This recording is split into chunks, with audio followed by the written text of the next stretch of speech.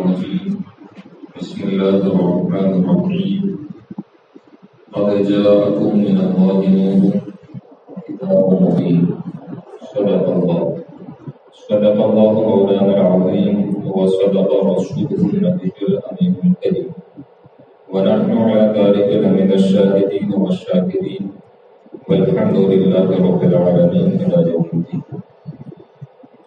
خطبہ مسونہ کے بعد اس مشہور و معروف آیت کریمہ کی تلاوت کا شرف حاصل کیا، اس کے متعلق کچھ دیر گفتگو کرنے سے پہلے اور اپنی انتہائی عقیدت و محبت کے ساتھ نبی کون سرور کائنات، فخر موجودات، ہم غریبوں کے آقا، ہم بے سہاروں کا سہارا، سیدنا جناب احمد مجتبی محمد مصطفیٰ صلی اللہ تعالی علیہ وسلم کی بارگاہ مقدسہ میں اپنی غلامی کا ثبوت دیتے ہوئے بآواز سے بلند درود پاک ہدیہ پیش کریں۔ اللہم صلی علی سیدنا مولانا محمد مبارک وسلم، صلاۃ و سلام علیک یا رسول اللہ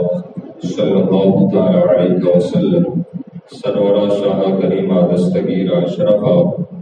حرمت روح پیغمبر نزل انسو امام غوث اعظم مبارے بے سلام سامہ مدد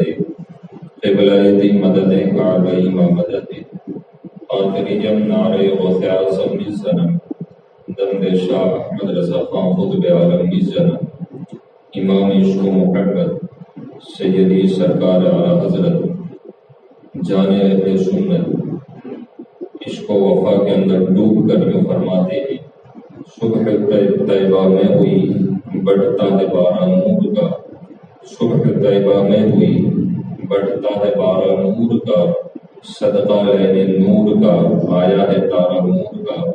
صدقہ لینے نور کا آیا ہے تارا نور کا، اور تیری نسل پاک میں ہے بچہ بچہ نور کا، تو ہے عین نور تیرا سب گھرانہ نور کا، اور میں گدا تو بادشاہ برد پیالہ نور کا۔ امام عشق و محبت کے راقی میں چل کر فرماتے ہیں، میں گدا تو بادشاہ برد پیالہ نور کا، نور دن دونا تیرا دے ڈال صدقہ نور کا، نور دن دونا تیرا دے ڈال صدقہ نور کا۔ امام عشق و محبت کا ہر کلام عشق و وفا کے اندر ڈوب کر آپ نے لکھا۔ پہلے تو میں اپنی طرف سے یہاں جتنے حاضر ہیں اور جو کسی وجہ سے بھی حاضر نہ ہو سکے، ان تمام عاشقان مصطفیٰ صلی اللہ تعالی علیہ وسلم اور اہل محاصرہ کے اہل سنت والجماعت اور قائم رہنے والے تمام اہل عاشق کو ربیع النور کی مبارکباد پیش کرتا ہے۔ اور ہر سال جس طرح آپ عید میلاد مصطفیٰ صلی اللہ تعالی علیہ وسلم کے موقع پر جس انداز سے بھی اپنی غلامی کا نذرانہ بارگاہ رسالت آپ صلی اللہ تعالی علیہ وسلم میں مختصراً محفل کو سجا کر درود پڑھ کر نعتیہ اشعار پڑھ کر تقاریر رکھ کر جو بھی آپ پیش کرتے ہیں، اس کو آپ رائے گاہ نہ سمجھیں، بلکہ یہ بہت عظیم قربانی ہے، اور یہ دین اور دنیا و آخرت دونوں کے اندر بلائیاں نصیب ہوتی ہیں۔ کبھی کبھی انسان یوں سمجھتا ہے کہ یہ کام اور یہ وقت نکالنے سے ہمیں فائدہ کیا ہوگا۔ ایک بات سمجھ لیں، میں بار بار شاید کہ یہاں نہیں کہا ہوگا، لیکن جہاں اکثر جانا رہتا ہے وہاں ایک بات ضرور کہتا ہوں کہ محبوب کی محفل میں محبوب ہی سجاتے ہیں، محبوب کی محفل کو محبوب سجاتے ہیں، اور آتے ہیں وہی جن کو سرکار بلاتے ہیں۔ ایک بات یاد رکھیں، آتے ہیں وہی جن کو سرکار بلاتے ہیں۔ اب ایک بڑی مشہور بات ہے کہ دوران گفتگو ہو سکتا ہے کہ ذکر ہو یا نہ ہو، اس شہر میں بات کرتا چلوں، پھر آیت کریمہ پر مختصراً روشنی ڈالنے کی کوشش کروں گا کہ اللہ تبارک و تعالی جب انسان کو نعمتوں سے نوازتا ہے تو انسان سمجھتا ہے کہ میرے پاس تو سب کچھ ہے۔ جیسے جوانی ایک عظیم نعمت ہے۔ جوانی کیا ہے؟ ایک نعمت ہے۔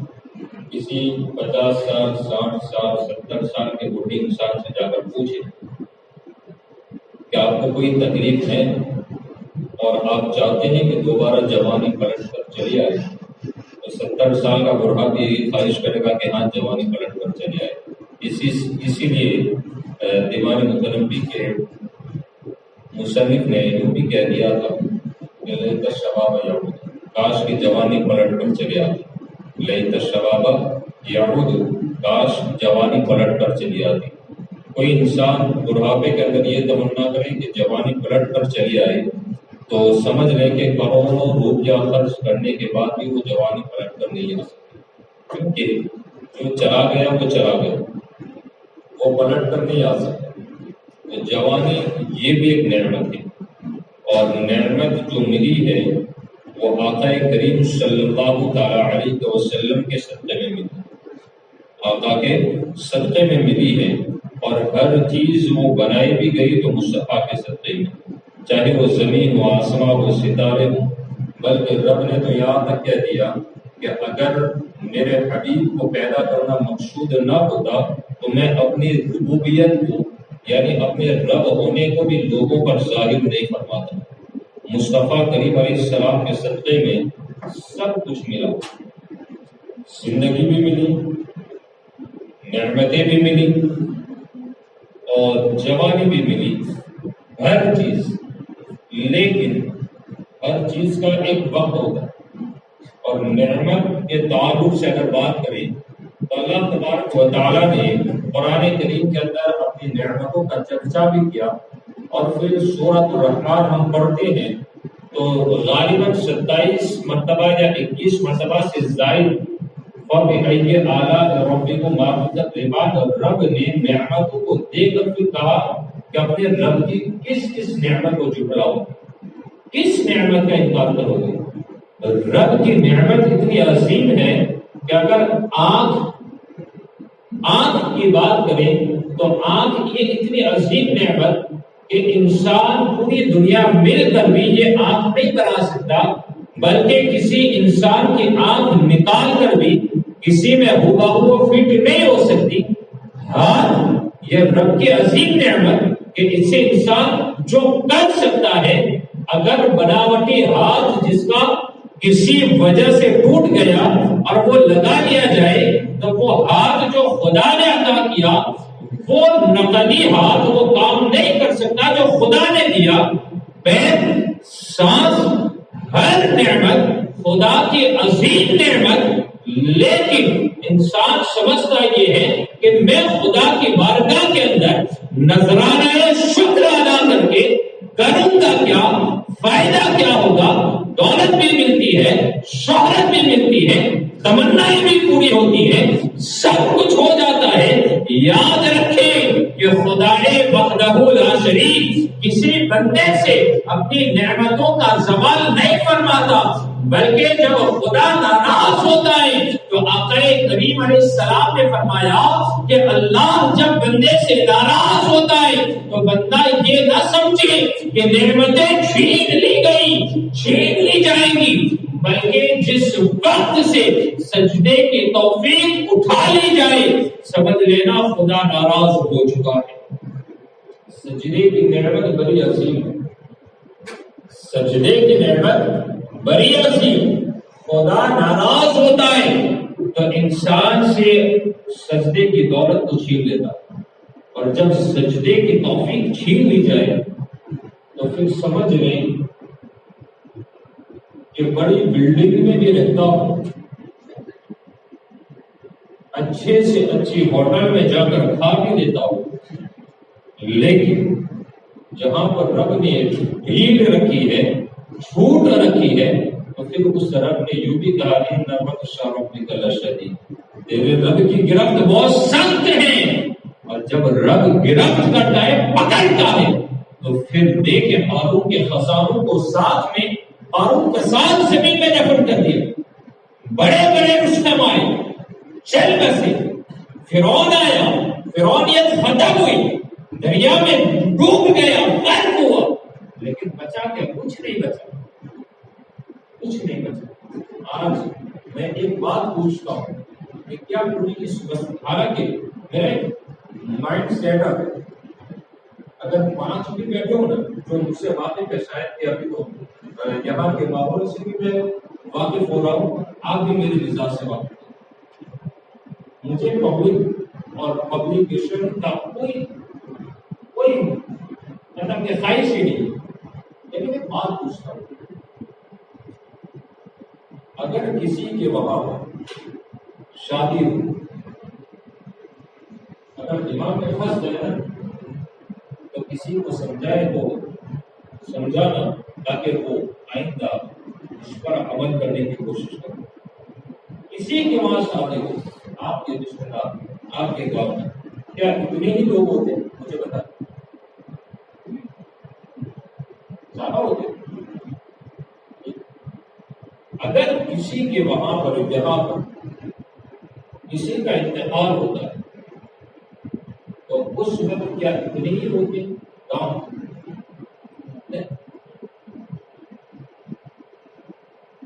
اس کے بعد جو فاتحہ درود جو بھی رکھا جاتا ہے,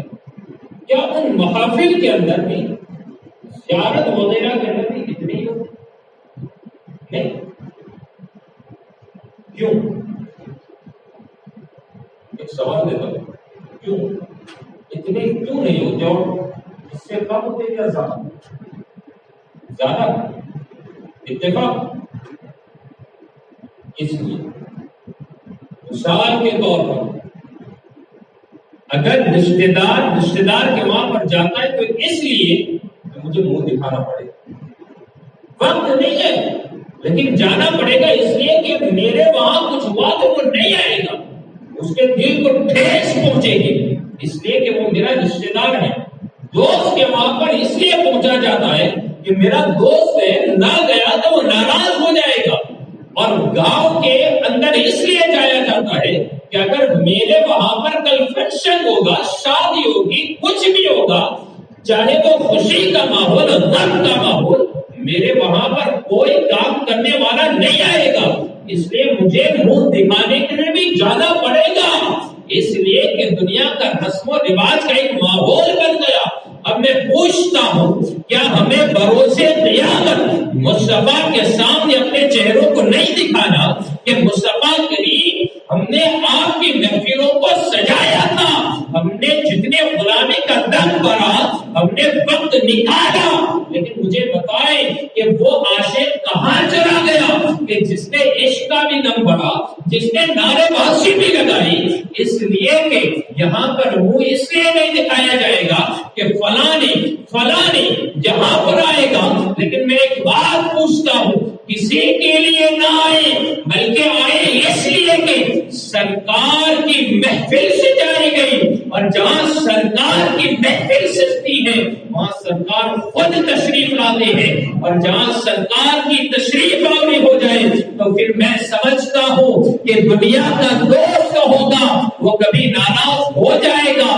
تو پھر کبھی وہ دوستی برقرار نہیں رہ سکتی جو پہلی دفعہ ہوئی تھی. اس لیے کہ قرآن نے کہا الاخلاء یومئذ بعضهم لبعض عدو, دوستی یہاں پر ایک دوسرے کے لیے جان دی جاتی ہے, رشتہ داری اس لیے ہوتی ہے کہ کسی کی مدد کرنی جائے گی, وہ دکھانا اس لیے ہوتا ہے کہ میرے وہاں پر کام لگے گا, دوست اس لیے بنایا جاتا ہے کہ ایک دوسرے کے لیے جان نچھاور کرے, مال قربان کرے. لیکن قرآن نے تو جو کہا گہرے دوست اٹھائے 25واں پارہ, قرآن کہتا ہے, رب نے کہا الاخلاء یومئذ بعضهم لبعض عدو, گہرے دوست بروسے قیامت ایک دوسرے کے دشمن بن جائیں گے,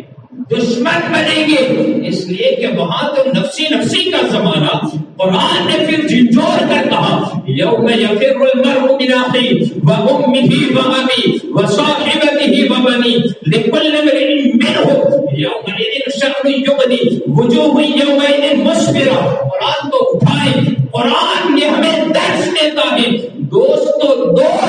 یوم یفر المرء من اخیہ، سگا بھائی بھی اس وقت بھاگتا ہوا نظر آئے گا. وَأُمِّهِ وَأَبِيهِ، وہ ماں جو سب سے زیادہ پیار و محبت کرنے والی سوکھے میں بیٹے کو سلائے، گیلے میں خود سو جائے، بیٹا تڑپتا ہو، اپنی پوری عزت کو داؤ پر لگا دے لیکن بیٹے کی عزت پر آنچ نہ آنے دے، وہ ماں یوم یفر المرء، اس دن وہ بھی بھاگے گی. اور وہ ابھی جس باپ نے نہ حلال کو دیکھا نہ حرام کو دیکھا، نہ دھوپ کو دیکھا نہ ٹھنڈ کو دیکھا نہ بارش کو دیکھا، کسی موسم میں وہ تھکا نہیں، اس لیے کہ میرا بیٹا کسی کا محتاج نہیں ہونا چاہیے، میں سب کچھ قربان کر دوں. لیکن اس زمانے، وہ یوم حشر کے دن، حساب کے دن، قرآن کہتا ہے وہ بھی بھاگ جائے گا. مطلب کام کون آئے گا؟ کام وہ آئے گا. قرآن نے کہا الا المتقین، مگر پرہیزگار. اب پرہیزگار کی جماعت کو اٹھایا جائے تو مجھے بتائیں کہ میرے مصطفیٰ سے بڑا پرہیزگار کون کہلائے گا؟ میرے نبی سے بڑا عبادت گزار کون کہلائے گا؟ میرے مصطفیٰ سے زیادہ قربانیاں پیش کرنے والا کون کہلائے گا؟ اس مصطفیٰ کے جب جشن کی باری آئے، میلاد کی باری آئے، تقاریر کی باری آئے، تو کیوں ہمارے وہاں پر یہ حالات پیش آتے ہیں کہ پھر یہاں پر مجلس کے لیے دعوتیں دی جائیں، اعلانات کیے جائیں، بلایا جائے، پھر بھی نہ آیا جائے. ایک بات پھر بھی میں کہتا ہوں کہ میں پبلک کا شوقین نہیں ہوں، میں میری عادت سے جو واقف ہیں 5 بندے بھی ہوں تب بھی میں الفاظ وہی ہوتے ہیں جو میرے دل کے دریچوں پر قرآن اللہ کے فضل سے جو آتے ہیں. قرآن و حدیث کی روشنی میں میرا انداز بیان یہی ہوتا ہے. میں پبلک کا شوقین بھی نہیں، لیکن دعوت اس لیے دیتا ہوں کہ جب دنیا کے رسم و رواج کی بات آئے تو ہم ہر طرف پھیل جائیں. لیکن جب جس مصطفیٰ نے ہمارے لیے قربانیاں دی، بلکہ قربانی تو اتنی دی کہ جس وقت پیدائش ہوئی تب بھی آپ نے یہی کہا رب حبلی امتی، رب حبلی امتی. جب مقام کی بات آئی، جب بلایا گیا عرش اعظم کے اوپر، تب بھی آپ نے یوں ہی کہا مولا مجھے میری امت کی فکر ہے، میری امت کا حال کیا ہو. مصطفیٰ کا حال تو یہ تھا. بلکہ جب آپ کا مثال ظاہری ہوا، قبر مبارک کے اندر آپ کو جب رکھا گیا، صحابہ نے جب کان لگا کر سنا تھا مصطفیٰ کے لمحۂ مبارک حرکت کر رہی ہیں، تو آواز یوں آتی تھی رب حبلی امتی، رب حبلی امتی، مولا میری امت، میری امت. لیکن آج امت کا حال تو یہ بن گیا کہ آپس سے نہ نفرتیں مٹتی ہیں نہ دشمنیاں ختم ہوتی ہیں. میرے مصطفیٰ کریم کی بات کریں تو آقا کریم علیہ السلام کو اللہ نے نور بنا کر بھیجا. تو یاد رکھیں وہ نور جس کے صدقے میں اللہ نے پوری کائنات کو پیدا کیا، اور تمام مفسرین کا بلکہ جمہور مفسرین کا یہ اتفاق ہے کہ جہاں قرآن نے کہا قد جاءکم من اللہ نور، تو اس نور سے کوئی عام مراد نہیں ہے بلکہ وہ آقا کریم کا نور ہے. اور وہ نور کیسا تھا؟ کوئی یہ سمجھتا ہو کہ آقا کو جس نے دیکھا وہی تو اس نور کے فیضان سے فیضیاب ہوا. اب یہاں پر ایک بات سمجھ لیں یار کہ جس وقت نفسا نفسی کا زمانہ ہوگا، ہر کوئی حساب میں پھنسا ہوگا، لیکن کوئی یہ سمجھتا ہے کہ آقا بھول جائیں گے امت کو. ارے جس نبی نے، جس مصطفیٰ نے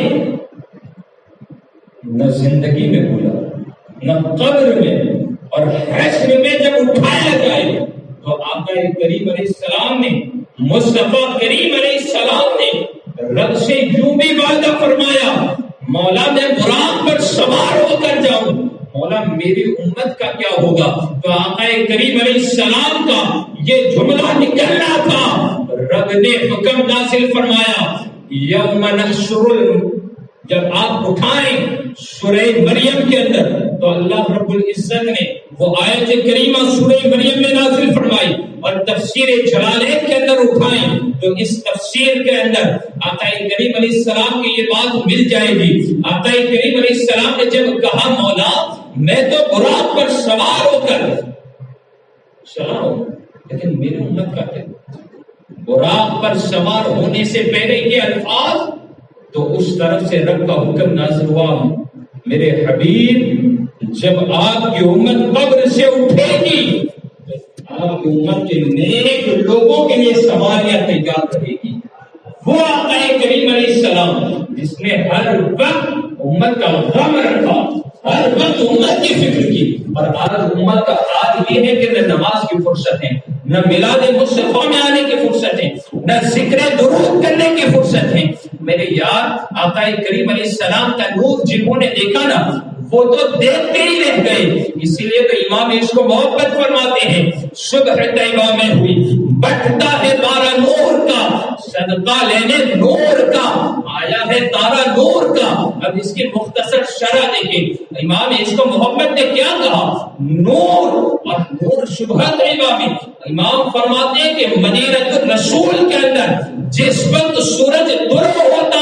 تو طلوع ہونے سے پہلے مصطفیٰ کریم کا صدقہ مانگا کرتا تھا، اور مصطفیٰ کا صدقہ ایسا ملا کہ وہ سورج اپنے آب و تاب کے ساتھ نکلے تو اس کا سیدھا چہرہ وہ تو غائب ہے لیکن وہ پوسٹ اس کی ظاہر ہوتی ہے، تو صدقہ نور محمدی خدا کی طرف سے اتنا ملا کہ پوری دنیا کو وہ روشن کر دیتا ہے، وہ مصطفیٰ کریم کے نور کا صدقہ۔ اور پھر اعتراض کرنے والوں نے اعتراض بھی کیا کہ آقا کریم علیہ السلام کی ذات پر اس نوری بشر ہونے پر جس وقت اعتراض اٹھا تھا، میں نے 25 صفر المظفر کے دن بات کہی تھی کہ امام اس کو محبت کی جس وقت ولادت ہوئی تھی ایک فتنے نے نہیں کئی ہزار فتنوں نے جنم لیا، اس وقت مصطفیٰ کی بشریت نوری کے اوپر بھی لوگوں نے اعتراضات قائم کر دیے کہ مصطفیٰ کا سایہ تھا، مصطفیٰ ہماری طرح تھے، نبی ہماری طرح انسان۔ اللہ اکبر، اتنے اعتراض کے بعد امام اس کو محبت نے ایک حدیث مبارکہ نقل فرمائی ہے، اور آپ فرماتے ہیں کہ نبی پاک صلی اللہ تعالی علیہ وسلم کا سایہ خدا نے پیدا ہی نہیں کیا تھا۔ آپ دیکھیں تو صحیح وہ نور ہے، نور، اور نور کا سایہ کبھی نہیں ہوتا ہے، اس لیے کہ عائشہ صدیقہ سے جب اس نور کی تفسیر پوچھی جائے اے عائشہ ذرا بتائیں تو صحیح کہ مصطفیٰ کے نور کا چرچا جب ہم نے قرآن میں پڑھا، لیکن یہ عائشہ آپ نے تو زندگی گزاری ہے، خلوت و جلوت کو دیکھا ہے، ذرا بتائیں تو صحیح اس مصطفیٰ کے نور کی ایک جھلک کو بتائیں۔ عائشہ حدیث مبارکہ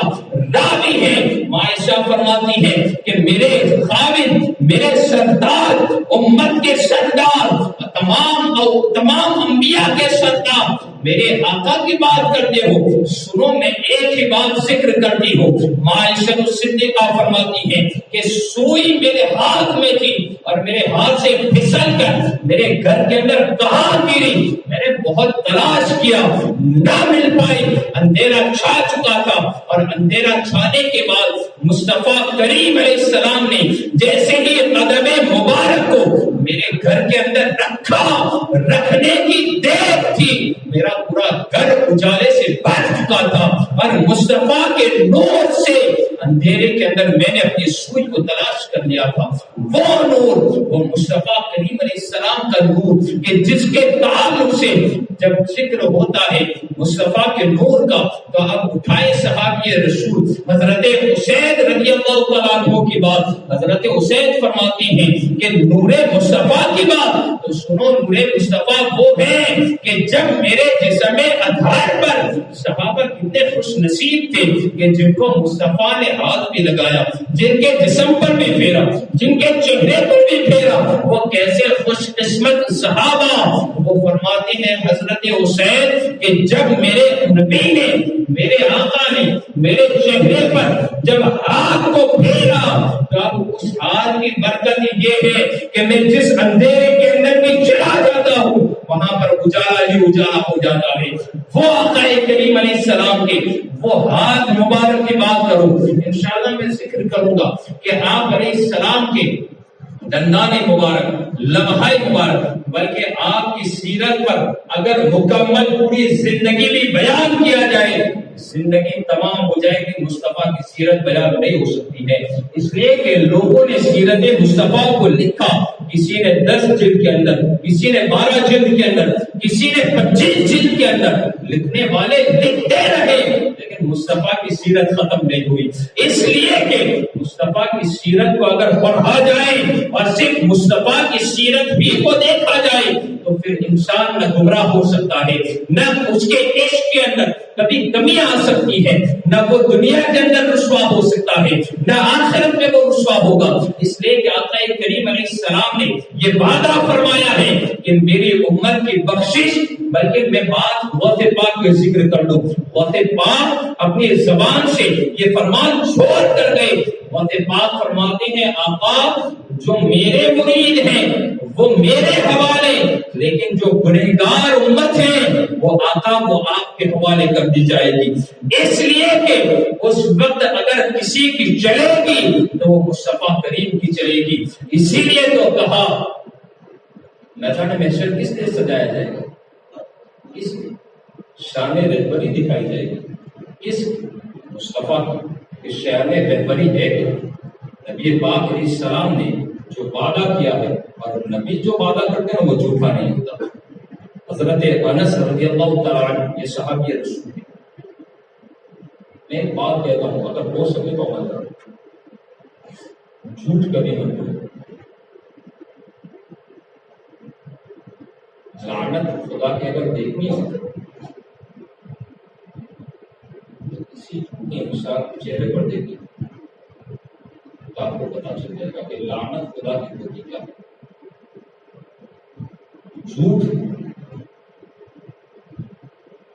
بہت سخت، ہم اس کو بہت معمولی سمجھتے ہیں، اس سے کیا فرق پڑنے والا، بلکہ آپ کی پوزیشن بھی ایسی آ گئی۔ آج جہاں شریعت نے اجازت دی ہے وہاں پر آپ ہمیں، شریعت نے اجازت دی ہے کہاں پر؟ ایک مثال، آقا کریم علیہ السلام نے کہاں جھوٹ بولنے کی اجازت دی؟ دو خاندان جہاں پر نفرتیں پیدا ہوئی، دو دوست، دو بھائی، دو رشتہ دار، میاں بیوی، جہاں پر نفرتیں پیدا ہوئی ہو، گھر ٹوٹنے والا ہو، آقا کریم علیہ السلام نے فرمایا کہ وہاں پر اگر جھوٹ بھی بولنا پڑے ان کے صلح کروانے کے لیے تو آپ جھوٹ بول لو، اس لیے کہ اس جھوٹ کے اندر بھی اللہ نے سوال رکھا، لیکن اس پر تو عمل نہ ہوگا، بلکہ ہمارے لوگوں کی سوچ یہ بن گئی ہے کہ جتنا پھٹے نا اس کو پھاڑ دو، جتنے ٹوٹے نا اس کو توڑ کر پھینک دو، جتنے رشتے کٹ جائے اس کو کاٹ ہی ڈال۔ آج اسی لیے تو ہم بدنام ہوئے۔ میں سرکار غریب نواز علیہ رحمہ کی بارگاہ کے اندر حاضری دے کر کل ہی واپس ہوا تو وہاں پر اگر آپ نے نام سنا ہو رہبر جسم حضرت علامہ مفتی سید محمد مہدی میاں، نام سنا ہوگا آپ نے، خاندان جسم کا چشم و چراغ، سادگی اگر آپ دیکھیں، میرے تعلقات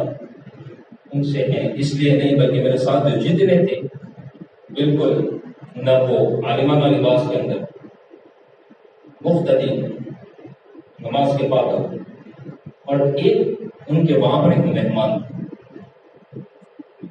اور شاید کہ دیکھنے سے مجھے یوں معلوم ہوتا رہا کہ عقل کی کمزوری۔ خیر وہ فارغ ہو گئے، بات ہماری چل، تو میں نے کچھ حالات کے اوپر بات کی کہ اس کے تعلق سے ہمیں کام کرنا ہو تو ہم کس طرح کریں۔ انہوں نے جواب دیا جو ہمارے قوم میں قوم ایک دوسرے کی ٹانگ کھینچنے کے علاوہ کوئی کام نہیں کرتا۔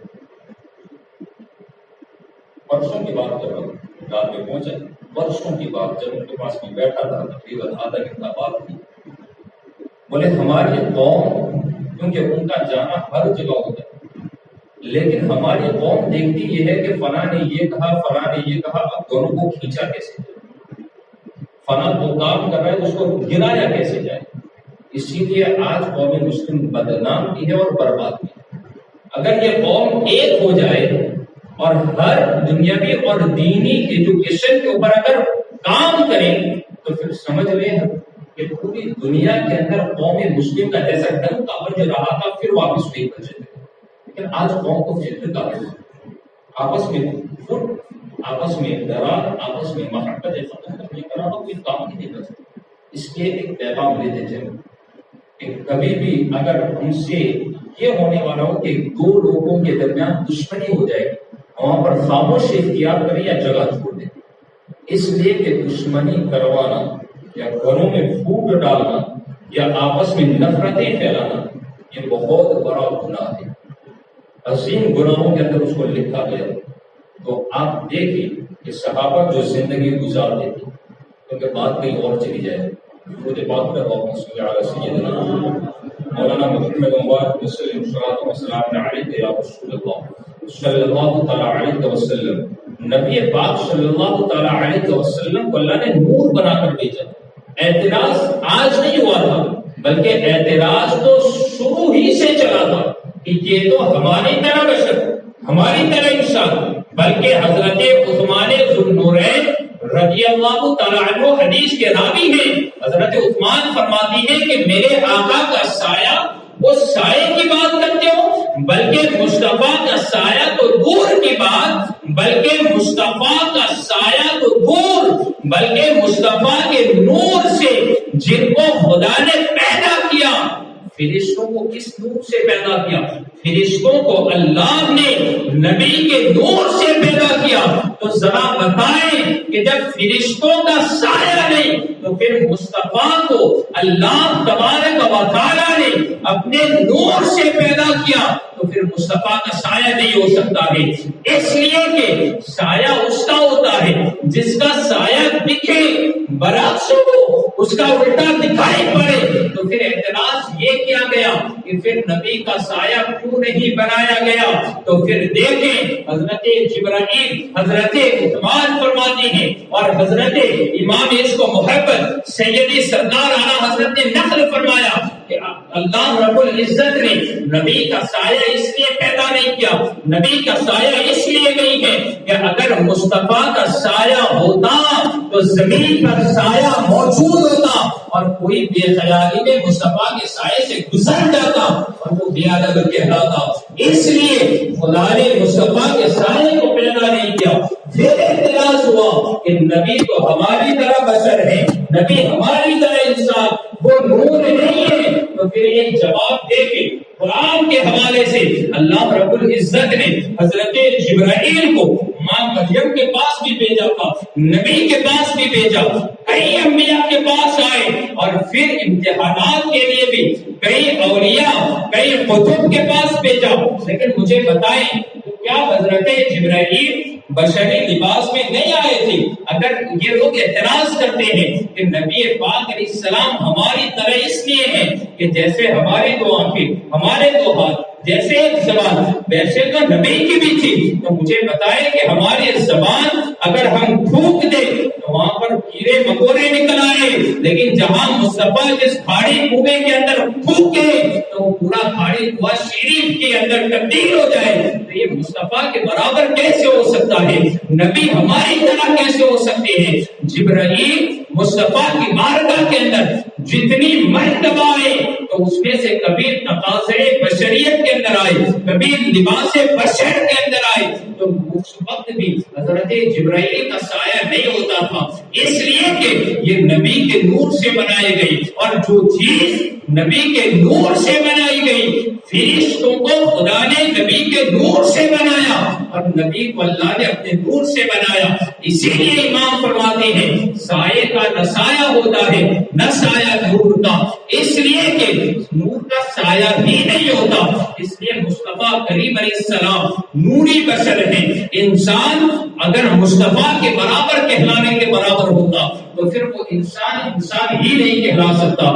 اس لیے کہ نبی کی ایک خاک کے دانے کے برابر بھی پوری کائنات نہیں ہو سکتی ہے، اس لیے کہ آقا کریم علیہ السلام کی وہ زندگی کہ ماں آمینہ فرماتی ہے کہ وہ نور ایسا کہ جس وقت میرے بدن کے اندر تھا، میرے جس پیٹ کے اندر تھی، تو آقا کریم علیہ السلام کے تعلق سے اس نور کی ایک جھلک ماں آمینہ فرماتی ہے کہ وہ ایام قریب آ رہے تھے اور مجھے یوں محسوس ہوتا کہ جب گھر کے اندر اندھیرا چھا جاتا تو اس نور کی برکت سے میرے گھر میں اجالا ہی اجالا نظر آتا تھا۔ ماں آمینہ آگے چل کے فرماتی ہے کہ جب تولد کا وقت آیا، 12 ربیع الاول قریب آئی، ولادت کا وقت آیا، ماں میرا فرماتی ہے اس نور کی برکت یہ تھی،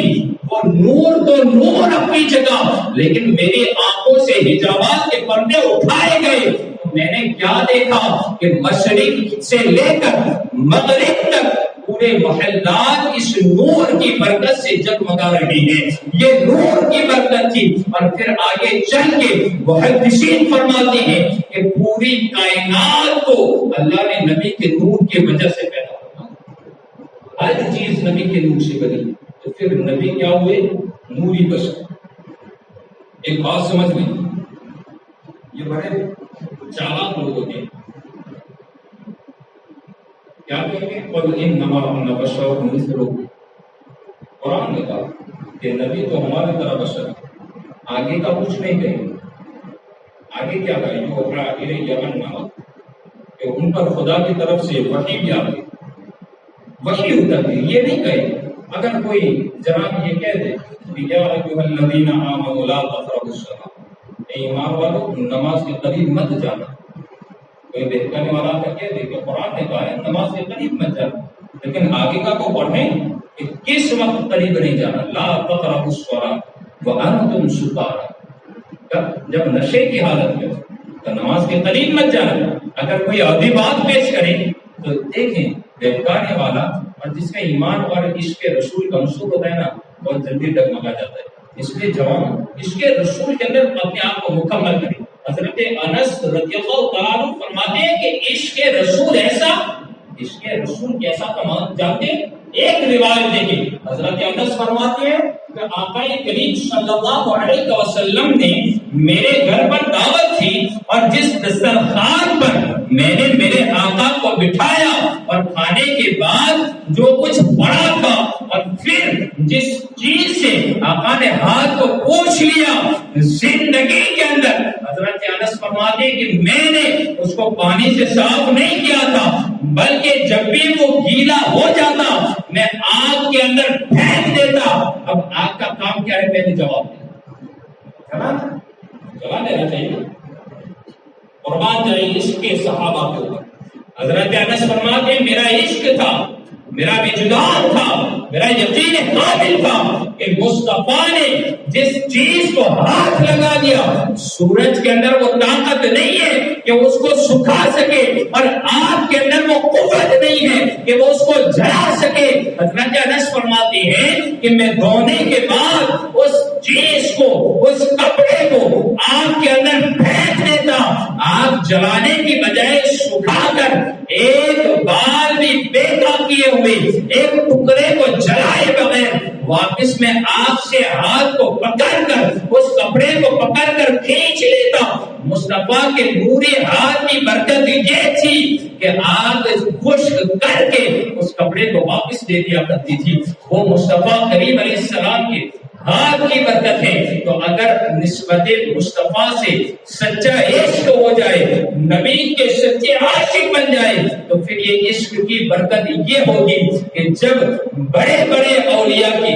جب وصال کی تاریخ آتی تو خود آقا کریم علیہ السلام استقبال کے لیے کھڑے ہو جایا کرتے۔ یہ عشق ہے، عشق اتنا آسان بھی نہیں ہے۔ اس کے صحابہ وہ تھا کہ حضرت بلال نے عشق کیا نا، تو حضرت بلال کو جب پوچھا، اور کس زمانے میں پوچھا معلوم ہے؟ حضرت عمر نے پوچھا تھا، حضرت خبیب سے بھی پوچھا، یہ بتائیں کہ آپ کی پیٹھ کے اوپر اتنے سوراخ، اس لیے تو شیخ الاسلام فرماتے ہیں کوئی بلال سے پوچھے خبیب سے سمجھے، سزائے الفت سرکار کا مذاق ہے. اس کے مصطفیٰ کو میں ذکر کروں گا کہ اس کے مصطفیٰ ہے کیا. جب پوچھا گیا بلال سے کہ اس کی سزائیں آپ نے کیسے جھیلی، بلال فرماتے کہ جب بھی وہ سزائیں دیتا تو میری طرف یہ ہوتی کہ اور سزائیں دے اور مصطفیٰ کے چہرے کا دیدار ہوتا رہے. وہ ایسا عاشق بلال کہ آج پوری دنیا بلال کو بلال حبشی نہیں، وہ گانے تھے اس لیے نہیں، بلکہ وہ نسب وہ مصطفیٰ سے ایسے نسبت ہو گئی کہ آج جہاں بھی اذان ہوتی ہے مدینہ تو رسول میں لوگ جاتے ہیں تو لوگ یہی کہتے ہیں کہ بلال کی اذان بلال ہے.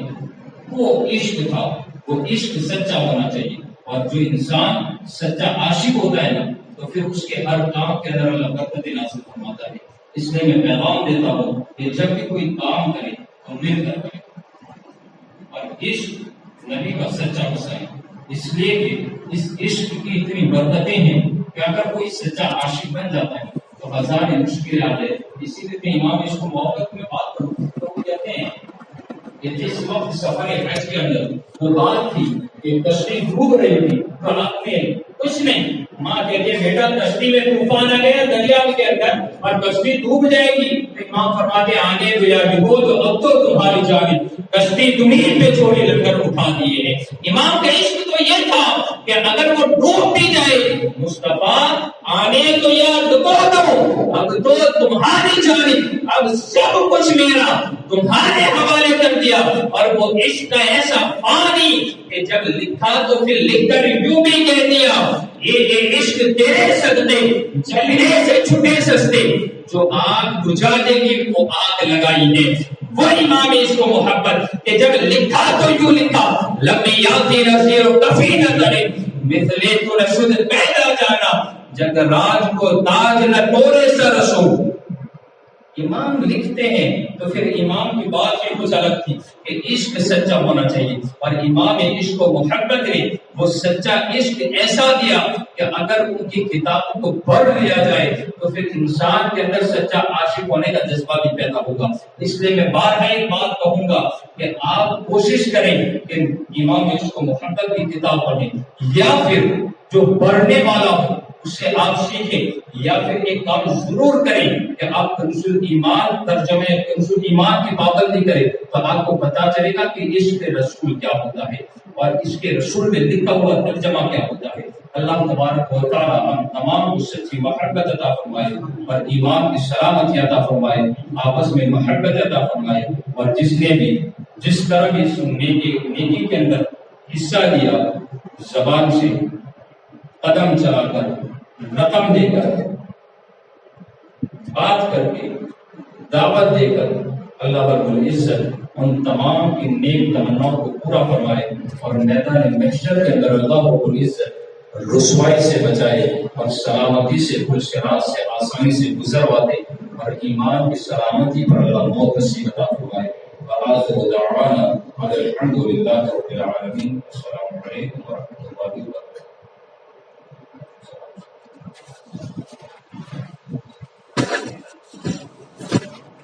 Oh.